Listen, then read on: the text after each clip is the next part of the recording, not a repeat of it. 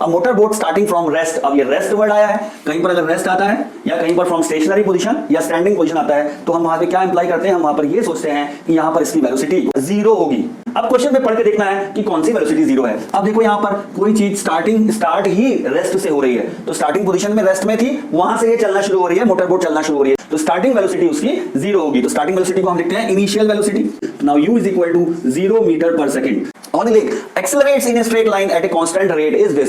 Acceleration हो रहा है, रेट से एक्सेलरेट हो रहा है 3 मीटर पर सेकंड स्क्वायर। तो क्या दिया हुआ है हमें ये एक्सेलरेशन, उसको हम किससे लिखते हैं, a से, स्मॉल a से लिखते हैं 3 metre per second square for 8 seconds. अब ये दिया 8 सेकंड, 8 सेकंड क्या है, that is time, time t is equal to 8 seconds दिया हुआ है। उसके बाद पूछ रहा है वो how far does the boat travel during this time, कितनी दूर बोट जा सकती है इस टाइम ड्यूरेशन। इसका मतलब वो क्या पूछ रहा है, डिस्टेंस पूछ रहा है, कितना डिस्टेंस कवर करेगा। तो यहां पर ये डिस्टेंस को हम लिखते हैं स्मॉल s से, स्मॉल s के बारे में पूछ रहा है। तो हमें u दिया हुआ है, a दिया हुआ है, t दिया हुआ है, s पूछा